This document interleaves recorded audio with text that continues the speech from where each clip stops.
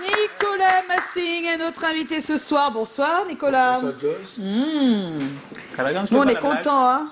Pardon? Tu dis pas la blague. Laquelle? Juste bonsoir Joyce. Ah oui, sa blague, c'est que quand on vient ici, il n'y a pas que Joyce. Il faut dire bonsoir à tout le monde. Bonsoir tout le monde. Voilà. Bonsoir Nicolas Nkoulou. Parce que dans le Nicolas là, ça se complète trop. Bonsoir tout le monde dans la salle. C'est comment? Voilà, il faut répondre à ça. D'accord, ok. Bonsoir tout le monde dans la salle. C'est comment? Bonsoir tout le monde dans la salle. On est là. Ah That's good. super. Alors, tu as la première, Joe? J'ai la première question. En général, quand j'ai la première question, je savoure le fait d'avoir la première question. Ça y est, c'est reparti. Oui, Joe. Mais c'est bizarre, hein, on me laisse savourer, c'est pas normal. Parce qu'on s'attendait plus à ce que tu la fasses. Ah, ok. Non, alors la première Ça question. risque de pénible, tu sais. Oui. Oui. Alors, La menace. Après, on va dire qu'il n'y a pas le hic. donc la première question, c'est justement de savoir. Nicolas, tu as fait des études en génie civil, tu es ingénieur en génie civil, mais tu te retrouves dans la mode vestimentaire. Comment ça s'explique? Quel grand écart. Voilà. Ah, ça. Je vais être bref pour cette réponse, c'est un peu long, la réponse plutôt. Je n'étais même pas destiné pour faire les études de génie civil, j'étais programmé pour devenir médecin. En gynécologie, je précise. En plus. Ah, gynécologie. Oui. C'est très important ça. Mais on peut bien comprendre que quelqu'un fasse des études scientifiques et se retrouve en Gynécologue. génie civil. C'est le plus beau Mais métier de au monde. génie civil à Tout ce qui est Ah oui. artistique. Gynécologie. compliqué. Donc j'ai consulté mes études en médecine. Pourquoi? Parce que je n'avais pas de moyens pour poursuivre mes études. Lorsqu'on fait des études en médecine, on fait que des études, on ne doit pas travailler. Je suis arrivé dans une famille, maison, qui était dans une classe ouvrière. Je n'avais pas les moyens de payer les études de médecine. Donc j'ai dû choisir un cursus qui me permettait d'atteindre un boulot à temps partiel et continuer mes études. J'ai donc choisi le cursus génie civil que j'ai fait en 2-3 ans après. J'ai été licencié, qui a été sanctionné par des diplômes dont vous connaissez déjà. Parallèlement, j'ai travaillé à côté pour payer mes études. Et lorsque j'ai fini mes études, j'étais à terme, il fallait que je change. Je travaillais à exercer mon côté professionnel sur le terrain, mais je ne pouvais pas parce que ma carte de séjour ne me permettait pas de travailler. la carte de séjour était étudiant. Oui, étudiant. Donc, d'accord. pour travailler, il fallait que je fasse un changement de statut, avoir une carte de séjour salarié ou vie privée familiale. Je produis donc une demande de changement de statut à la préfecture de police je m'appelle à l'époque, c'était de Paris. Je me vois notifier un refus de titre de séjour. On me notifie un arrêté de conduite à la frontière. Donc je devais, dans un mois, quitter le territoire français, retourner en Afrique. Oui. Donc je décide de rester en France après avoir passé 16 Tu ans. rentres pas Oui. à ce Parce moment-là. que je me dis, c'est pas encore le moment passé, je n'ai pas encore tout acquis. Parce que pour que je puisse rentrer, il fallait au moins, néanmoins, avoir de l'expérience dans le domaine dans lequel j'ai fait les études. C'est ça, en fait. Donc j'étais qu'un bleu. Donc j'ai décidé donc de rester en France, essayer de régulariser ma situation et pouvoir rentrer une fois avoir acquis l'expertise dans mon domaine. Donc j'ai commencé à faire des petits boulots pour rester, pour suivre, parce qu'on suivit dans cette situation. J'ai fait la restauration, Tu n'as pas lavé les plats à Barbès ce soir? Si, j'ai lavé les plats, mais... Il veut dire tout ça. Si, vraiment. si, C'est tous les petits boulots. J'ai lavé les plats aussi, j'ai lavé les plats dans les grands hôtels, j'ai fait la plonge, j'ai fait la restauration, Voilà. la manutention, j'ai fait le bâtiment, j'ai fait le gardinage, j'ai fait tout mon petit boulot. Mais c'est alors qu'en 2004-2005, je vais acheter un costume dans une rue commerçante où on vend des costumes. Je tombe sur un patron qui me dit écoute Nicolas, si tu n'as rien à faire le week-end ou du de repos, des vacances, viens m'aider à vendre des costumes. Pourquoi il te disait ça? Moi, j'entre aussi dans des magasins, on me dit pas ça. Hein. C'est parce qu'il peut-être n'avait pas d'employé. Je l'ai trouvé, il était seul avec. Il s'est débrouillé, il me dit écoutez, tu viens travailler avec moi. Je dis écoute, ça m'intéresse. Étant donné que je travaillais avec un prête-nom déjà, c'est-à-dire que je travaillais avec le papier de quelqu'un dans la restauration, Hippopotamus à l'époque, je dis donc d'aller avoir un complément de revenus dans le prêt-à-porter. Il a vu que j'ai aimé la chose. Voilà, c'est ce que je voulais dire. Qu'est-ce qui a fait que ce patron se dise, donc, lui là, vous ne connaissiez pas avant. Qu'il a le rêve. Mais oui, comment il se retrouve en train de dire, non, tu vas m'aider à vendre? Il y a quelque chose qui s'est passé quand même. Dites-nous ce qui s'est passé. Pendant que vous choisissiez votre tenue, qu'est-ce qui s'est passé? Voilà. En fait, je l'ai vu habillé, j'ai dit, mais comment fait-on pour être comme vous? Parce qu'il c'est mon mentor. Il s'habille très bien. S'habille très bien. Il m'a dit, tu veux vraiment apprendre à t'habiller parce que je trouve que tu portes le vêtement, mais je mets que tu t'habilles. Il y a une différence entre porter et s'habiller, c'est deux choses. Vas-y, je vais t'apprendre à t'habiller. Avant, je portais le vêtement, maintenant, je m'habille. C'est là où tout commence, alors. Et donc, je dois venir dans les week-ends, et même le salaire était dérisoire. C'était même pas le but de... Oui, c'était juste ça, mais c'était aussi apprendre découvrir cet univers. Donc, il voit que j'ai les capacités à m'adapter, à assimiler, à apprendre rapidement. Il décide donc d'ouvrir une deuxième boutique. Il me dit, écoute, je te mets responsable de cette boutique-là. Wow. Tu quittes ton boulot, je te... Attends, j'abandonne mon boulot. Donc tu as d'abord commencé à faire les deux, avec sa première boutique-là. Oui, voilà. Et peut-être après quelques temps, il voit que ça se passe bien. Tout à fait. Et il se dit, voilà, il faudrait multiplier les maintenant, tu travailles en journée, maintenant tu ne travailles plus la nuit. La journée, la nuit va chez lui. C'est rien que chez lui. Voilà. Parce que la nuit, je fais la nuit, en fait, la nuit, qu'est-ce qui se passe la nuit? On reçoit la marchandise à peu près vers 16h, mais tout le long, on décharge la marchandise, on doit stocker, rayonner. Tout est étiqueté. Donc ça fait que je savais quand je commençais, c'est pas quand je finissais en fait. Donc j'étais là pour apprendre. Et c'est alors que voilà, il m'apprend le métier. Et j'apprends au bout de deux ans, le temps que ma carte de séjour soit régularisée, ma situation soit régularisée, j'ai appris en 2 ans ce qu'il pouvait m'apprendre. J'étais arrivé à saturation. Il fallait que je passe d'un autre palier. Et c'est là où commence alors mon véritable travail. Parce que je me suis dit, pour me démarquer de la concurrence, il faut que j'ai quelque chose qui est atypique, spécial, quelque chose qui va attirer les gens, quelque chose qu'on ne peut pas trouver d'autres personnes. Je me suis décidé donc de travailler sur un partenariat qui n'a rien à voir avec le partenariat sur le prêt-à-porter. J'ai pris un partenariat en mesure que j'ai adapté. Non, il faut d'abord dire que pendant les 2 ans, il ne t'a pas seulement appris à t'habiller, il t'a appris comment ça se fait. Non, il n'a pas appris. Comment tu as fait pour faire? Il m'a appris de coupe et tout ça. Il m'a appris à choisir les tissus. À choisir les tissus. D'accord, la matière. La matière. Et mais la coupe, il ne m'a pas appris. Comment tu as fait alors? La coupe, en fait, lorsque... parce qu'il s'habillait en grande mesure, moi je m'habillais en mesure. Parce qu'il avait plus de moyens que moi. D'accord. Donc, quand je voyais son costume tomber de son costume, je me disais, mais il faut que toute personne puisse s'habiller comme ça, à mode de coupe. Ah, d'accord, ok. Et donc, j'ai donc calqué le patronage tailleur, parce qu'il n'y a que les costumes sur mesure qui peuvent tomber, qui peuvent avoir un résultat impeccable pour tomber. Oui. Je dis que dans ce cas, je vais adapter, je vais essayer de travailler sur un système où je pourrais croiser le patronage tailleur au patronage prêt-à-porter pour que ce soit accessible à tout le monde. Et c'est là où commence mon travail. On se comprend bien. Le sur-mesure est très cher, d'accord? Oui. Donc, ce qu'il est en train de nous dire, c'est qu'il a essayé de mettre ensemble, pour que ce soit accessible à tout le monde, les deux possibilités en une. Tout à fait. Voilà. Donc je comprends. C'est quelque chose de plus accessible, mais qui est fiable, beau, on a l'impression que c'est sur mesure là. Tout à fait. C'est ça le concept. Je comprends maintenant pourquoi quand tu vois parfois les vestes sur certaines personnes, c'est comme les par-dessus. Tout à fait. Vous savez, ils ont seulement trouvé ça en route comme ça, ils vont aussi acheter. C'est pas possible. Non, je comprends mais on peut aussi acheter un costume qui apparemment est sur mesure parce que c'est un hasard, on est tombé sur quelque chose qui nous va tellement bien, ça arrive. Voilà, ça arrive, non? Toutes les grosses vestes maintenant, c'est le par-dessus. C'est possible. Voilà, comme on peut aller retoucher pour que ça devienne du sur-mesure. La plupart du temps, les personnes qui aiment s'habiller, non porter des vêtements, lorsqu'ils achètent des costumes qui sont des pas-dessus, c'est l'expression de monsieur, ils vont les faire retoucher. Je m'appelle Kalaga. D'accord. Il les ramène quand même, désolé, il les ramène en fait à l'empreinte de la mesure, mais et on les retouche en fait. On les retouche, oui, sinon c'est compliqué. Que moi j'ai mis j'ai mis sur le marché sans pourtant aller faire les retouches. Mais comment tu as appris tout ça alors? J'ai dépensé beaucoup d'argent. J'ai dépensé du temps, j'ai sacrifié beaucoup de mon temps. Est-ce que vous êtes allé faire des cours? Non, pas du tout. En fait, j'ai vu un atelier qui faisait des costumes sur mesure. Il y avait dans cet atelier-là un monsieur qui faisait la coupe des patronages. Voilà. C'est lui, j'étais avec lui, on s'est accordé, il m'a dit qu'il va m'apprendre à lire le patronage, à décortiquer le patronage et à ramener les lignes de la mesure au prêt-à-porter.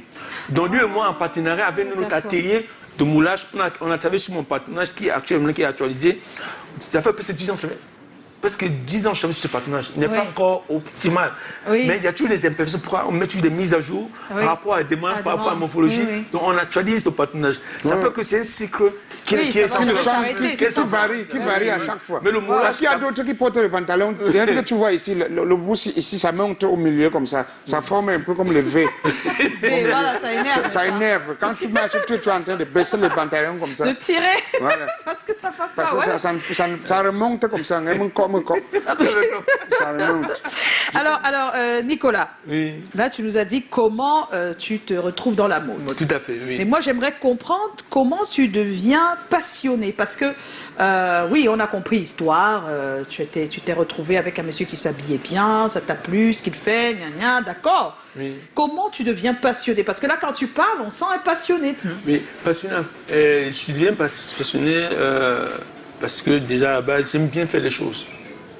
J'ai essayé de faire au mieux ce que je savais faire dans le domaine. J'ai vu que ça portait du fruit et ça rendait les gens heureux. J'ai dit, si les gens sont heureux, pourquoi ne pas partager cette joie avec eux? Donc j'ai donc essayé de prendre la joie et la transformer en passion. Ça fait que je passe plus de temps à réfléchir comment je vais rendre les gens heureux en faisant des créations qui sont uniques et atypiques. Ah, c'est bien, hein? Mais donc là, moi ce que je veux comprendre, comment s'est passée la transition entre l'apprenti qui devient Ouais. par la suite styliste et qui devient par la suite propriétaire de magasin. du magasin. Parce que là, il est propriétaire. Je tiens à préciser, le magasin s'appelle Nicolas Massing. vraiment Nicolas Massing. Voilà, et non mais c'est surtout de dire que c'est pas tous les stylistes qui sont propriétaires. Propriétaires de magasins, Il y en a c'est qui ça. travaillent pour des marques. Pour des ici, marques, là, ben oui. voilà. La transition, c'est parce que quand j'ai évolué dans le domaine, j'ai regardé sur la place, j'ai vu que tous les plus grands tailleurs ou les plus grandes marques de prêt-à-porter, le créateur avait, en fait, sa ligne de couture portait son nom. Oui. La Gaffel porte son nom. Oui, bien Dior porte son nom. Saint-Laurent porte son nom. Je me dis, pourquoi ne pas mettre mon nom sur ma ligne de couture? D'accord. Et lorsque j'ai mis ma ligne de couture, le déclic s'est fait tout de suite. Je dis, il faut que j'arrive au niveau de ces grands qui sont sur la place de marché. En tant qu'un noir qui est venu de l'Afrique vers l'Europe et acquérir ce savoir et le ramener en Afrique. Donc je me suis lancé sur ce challenge. C'est là où le déclic s'est passé. Quand j'ai vu ma ligne de coaching, comment c'est lancé, c'est comme si c'était un tableau qui était vraiment. Tout ça dit, j'ai vu Une révélation? une révélation que. Mais c'est quelque chose de noble. Déjà, à savoir que le vêtement, c'est quelque chose de noble. C'est un métier qui est noble, l'un des métiers les plus nobles au monde. Pourquoi? Parce que lorsque moi je suis chrétien, de confession, lorsque Adam et Ève sur le jardin d'Éden ont péché, la Bible dit qu'ils étaient nus.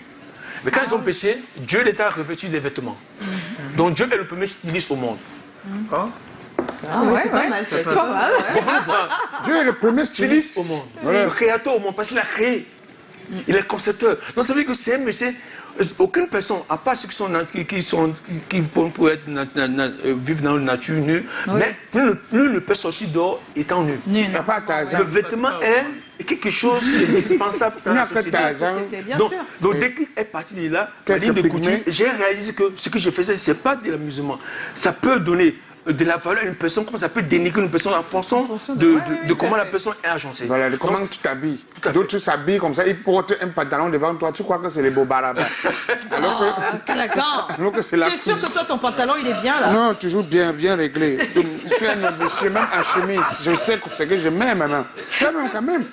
c'est pas C'est vrai que je n'ai pas le niveau de Nicolas Nkoulou, de C'est Massing. Oh. Pardon. Combien de temps Mais- vous avez démarré, mais quand même- Nicolas? Ça fait combien de temps que vous avez démarré? Ça fait une quinzaine d'années que je suis dans le domaine. Mais le magasin, Et- c'est et- depuis combien de temps? Et mon actif, je suis 2012, je suis à mon compte. La première boutique 2012, la deuxième luxe que j'ai ouvert. Pourquoi? Parce que dans la ligne standard, la première boutique Nicolas Massing, c'était plus une ligne standard. Dans la demi-mesure où le patron j'ai mis un peu à porter. Donc je me trouvais face aux demandes telles que on ne peut pas se retrouver à apporter les mêmes costumes que tout le monde. J'avais le plusieurs monde, classes ouais, parce que sociales, Ouais. non sociales, qui ne voulaient pas se qui mélanger. voulaient pas ça, Donc ouais, ils voulaient une élite, en fait, ils voulaient plutôt une gamme au-dessus, Au-dessus, qui oui, se oui. démarque des autres Bien personnes. sûr. Voilà pourquoi je suis lancé dans le projet, la lignée de créer une marque luxe qui est la ligne premium en ce moment, qui est sur la toile. D'où la naissance d'une boutique qui s'appelle Nicolas Massing, une boutique premium. Ah, qui est dans le premium, c'est ce 14e. qu'on a vu là tout Oui, à l'heure dans en le photo. 14e. C'est dans le 14e. Oui, de Paris. Non, Il fallait préciser, ça en valait la peine. Donc, Mille peut croire que c'est au 14e ici, au le 14e de Paris. Donc, la première boutique que j'ai mis sur place, c'est en 2012, mais la marque Nicole Massing a pris naissance en 2011. Parce qu'avant, j'étais d'abord dans l'association avec une autre personne, on avait 2 boutiques. Ah, d'accord. Lorsqu'on s'est disloqué, on s'est séparés plutôt. J'ai lancé ma ligne de couture avant la séparation. En 2012, j'ai ouvert la première boutique standard, sur un mêlé. Et la deuxième, c'était en 2018.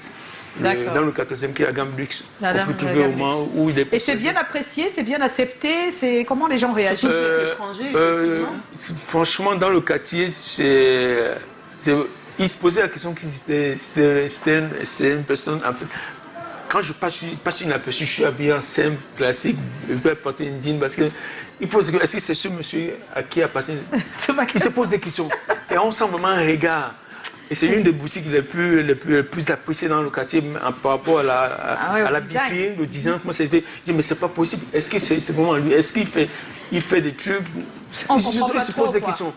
Mais sinon, lorsque les personnes arrivent, il y a les cortèges, tout ça et tout, je dis, mais qu'est-ce qui se passe là-bas? Il est venu, bon, mais bon. Et ça marche? Pas la grâce de Dieu, on essaie de travailler au mieux. Maintenant, tu utilises la grâce de Dieu pour nous montrer que non, tu es trop très humble et tout. À Paris, c'est pas n'importe qui fait un truc dans le 14e. C'est pas n'importe qui fait un truc où tu as fait un truc, Nicolas. Il faut avouer, Nicolas. Ne dis pas que tu iras sans me laisser avoir un costume. C'est comme un signe d'immortalisation, Nicolas. Mais voyons, quand on regarde, c'est ta chaussure, c'est le budget des gars de mon quartier. Parce que j'ai un quartier, la chaussure, c'est les crevettes morues. Alors, qu'est-ce qu'il y a de difficile dans ce domaine quand on est à l'étranger? On a beaucoup de portes qui sont fermées, notamment les banques. Parce qu'on ne peut pas réussir si on n'a pas de financement, en fait. Et pour avoir les financements, il faut d'abord avoir exercé, avoir un bilan positif ou 2 ou 3 bilans plus avant que vous receviez les financements. Lorsqu'ils voient qu'ils se... Sinon, d'autres pouvaient être financés en vous associant avec d'autres personnes qui ont plus de finances que vous, vous avez plus de savoir-faire. Mais dès l'instant que vous avez fait vos preuves, les banques vous suivent. Dès que les banques vous suivent, toutes les portes sont ouvertes. Et donc c'est ça qui a été difficile au début, mais après tu as pu avoir des crédits. Il y a ça, il y a aussi la rigueur dans la gestion des finances, la gestion de l'entreprise. Il faut pas mélanger l'argent d'entreprise et l'argent personnel. On est salé dans l'entreprise, quand même bien nous sommes associés ou associés majoritaires ou associés uniques. On est salarié de la société. L'argent de la société est l'argent de la société. Vous faites un salaire, donc il faut savoir gérer cet argent-là. Et voilà. Et aussi avoir du sérieux et la rigueur dans le travail. Quand tu n'es pas rigoureux dans le travail, ça ne peut pas marcher. Une petite va te chatouiller les oreilles, tu vas tout donner. Et après, aller pleurer après. Mais quand tu es rigoureux, tu dis que maman, l'argent de la bière, c'est l'argent de la bière. Si tu payes l'école avec l'enfant, va échouer. Callaghan Lydie veut dire quelque chose. Callaghan, il a raison, non. Il faut rire. Mais l'argent des crédits, ça sert à quoi? Parce qu'en fait, les gens qui nous regardent, quand vous dites que vous avez pris le crédit, est-ce que ça sert à payer un loyer dans le 14e? Est-ce que ça sert à acheter des étoffes et des matières premières pour travailler ou à avoir des employés? Sur quoi on doit investir? Sur quoi vous avez investi? Le crédit, tout crédit doit être remboursé. C'est-à-dire, lorsqu'on prend un crédit, on doit prendre l'engagement de le rembourser.